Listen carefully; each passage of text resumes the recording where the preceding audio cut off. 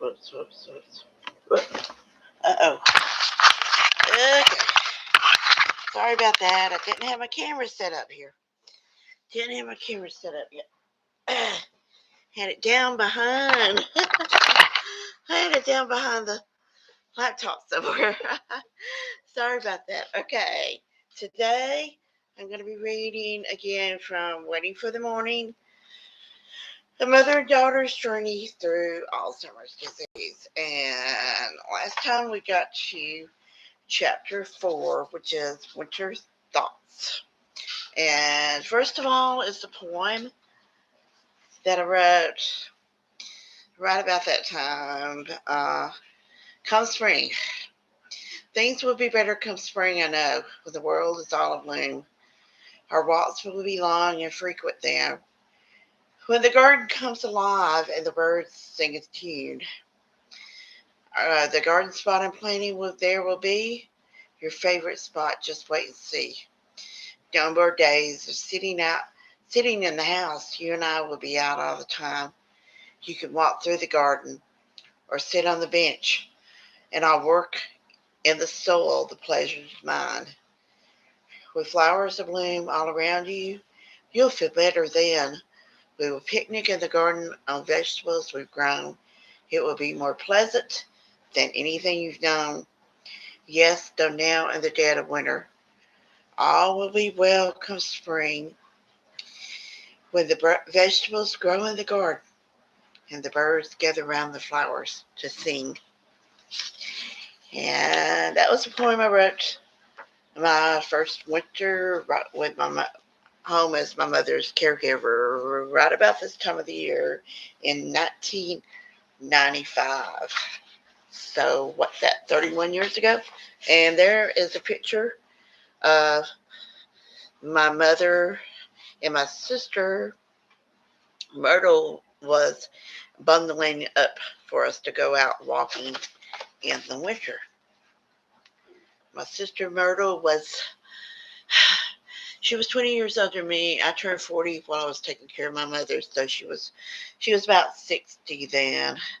And in recent years, she has passed away, as have all my siblings. Okay, going to reading starting in my journal on Sunday, January 1st, 1995. And I always forget that I've got to have my reading glasses. When I read children's books to you that are large print, I don't need them. But when I read a book for adults that's not large print, I gotta have them. Okay. Sunday, January 1st, 1995. We were up at 10:30 p.m. last night. My mother said, "You need to fix the bed, because I'm not getting back in it." As she went straight to her chair, not letting me put her robe on her, which is okay tonight, but it won't be in a few nights from now when the temperature drops into the teens. It was so funny how my mother woke up from sleeping in her chair about a half hour before midnight. I turned on the TV, thinking it might be okay, that we might as well see the ball drop at Times Square since we were up. My mother enjoyed that. Afterwards, I asked if she wanted to go back to bed. She said it didn't matter to her. I told her it kind of mattered to me because I needed some sleep since I was going to be cooking a New Year's dinner. So we went back to bed, but just for an hour. Something happened this morning that changed our New Year's day plans. Apparently, I used up all the water in the well this morning. After being up at 1 a.m., we went back to bed at 2:30 a.m. And then at 4:30 a.m., my mother woke up, finding me asleep, and told me that I should be up washing clothes, that we girls weren't working together, helping each other. I did have some washing to catch up on, so I did it. So, since I used up all of the water in the well, I'm learning it doesn't take more than a couple of loads to do that. We decided to have a New Year's get-together at my sister's. Everything went pretty well till we got home. My sister and brother-in-law came with us for a few minutes to make sure the well is okay and to look up some genealogical information that my niece wanted. My brother-in-law was in the living room with my mother watching a comedy show on TV.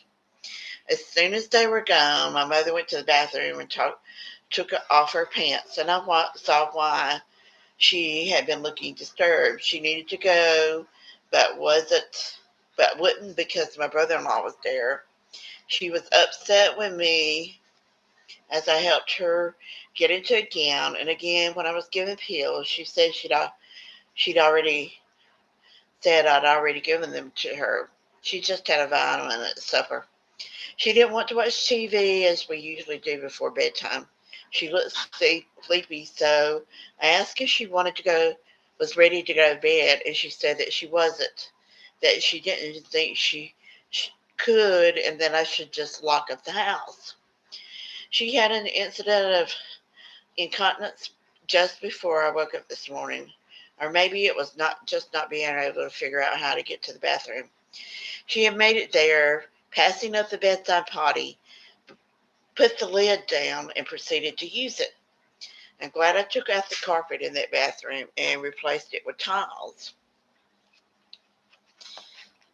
Okay, that was January 1st, 31 years ago. We got a short chapter. I'm going to read it all. Monday, January 2nd, 1995. I got my mother to go to bed at 9:30 p.m. last night, and I gave her a second Thorazine at the time. Then we were up an hour later. I think we might have been at midnight too. If I hadn't been successful in convincing her it was still time to be asleep, maybe that second Thorazine had helped. She used to have two at bedtime, but I've given her only one because if I give them to her at the same time, she would be incontinent. Maybe one at supper and another at bedtime might work better. I think two might be too much at times, and at other times one isn't enough. An incident of incontinence makes me think that this must be a time where two is too much. Also, she's been really sleepy and confused this morning and didn't eat breakfast. Maybe the second Thorazine was way too much. It helped me get some sleep for her to sleep more, but I don't like the way she is today. She's been so sleepy, and it's like she's hardly waking up all day long. Tuesday, January 3rd, 1995, at 1 a.m. It's 1 a.m., and we've been up for about half an hour. My mother would have gotten up an hour earlier, but I told her the house was too cold and that I needed to warm it up, which was true. She said she had a headache, and I gave her aspirin. When she got up just now, I had the house warm enough, but she wasn't happy with me for not letting her up earlier.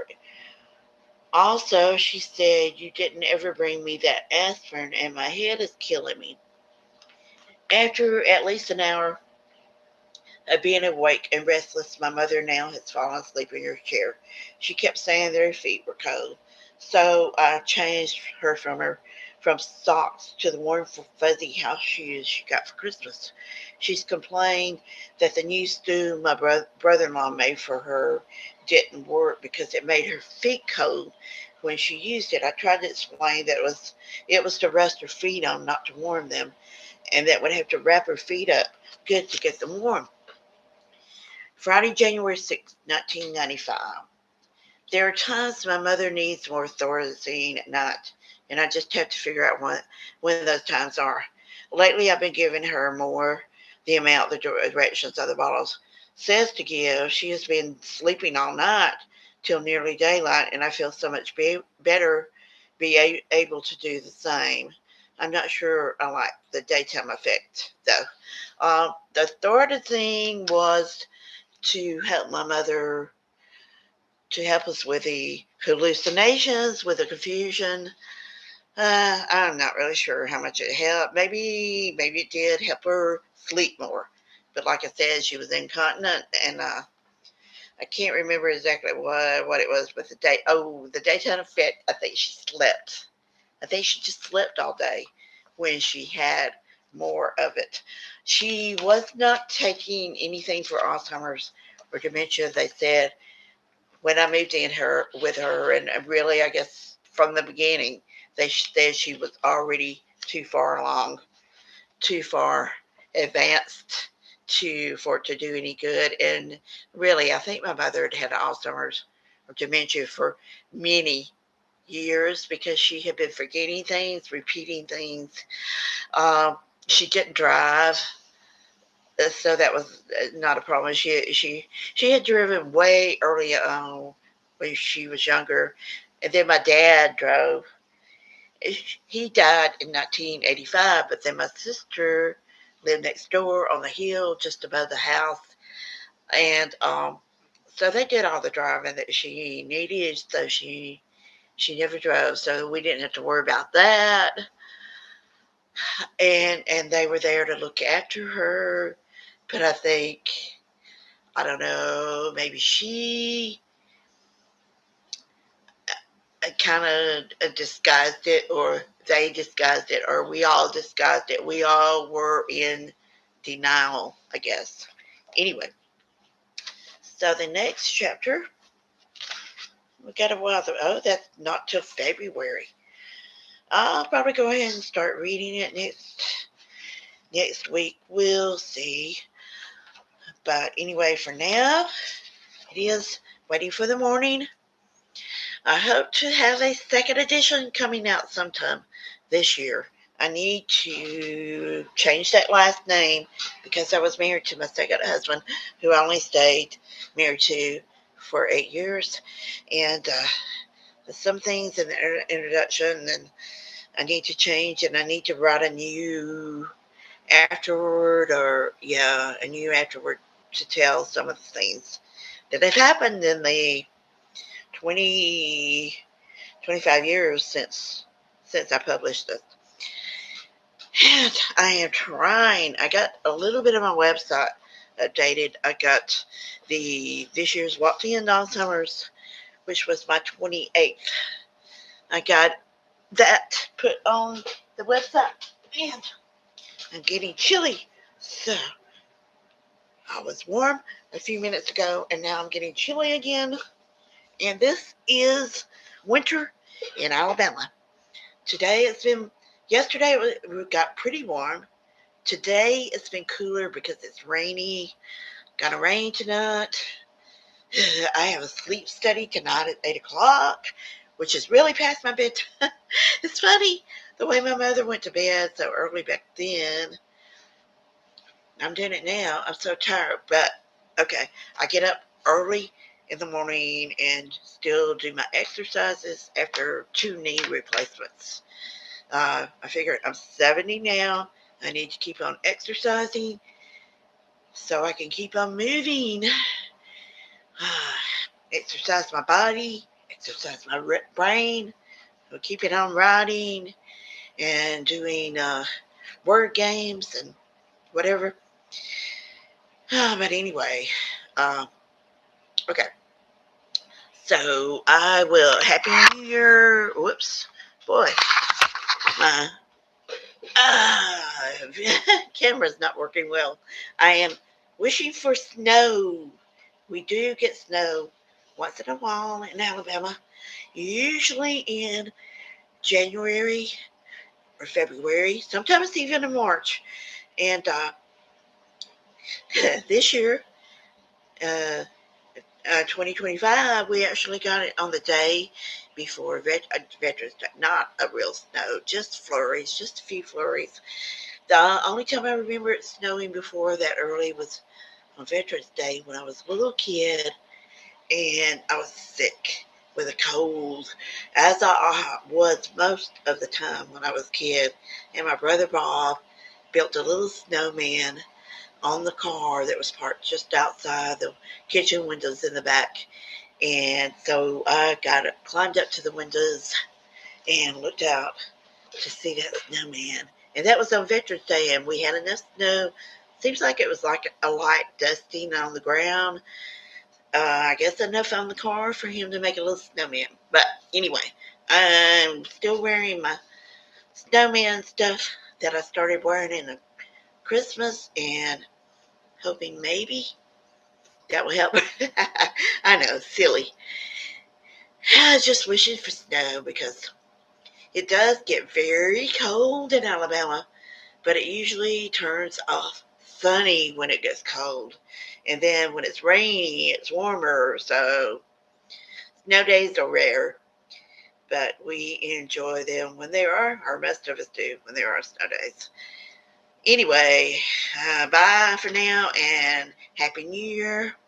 I got to go back to work Monday, but I'll try to be back on Friday to read a little bit more. Bye.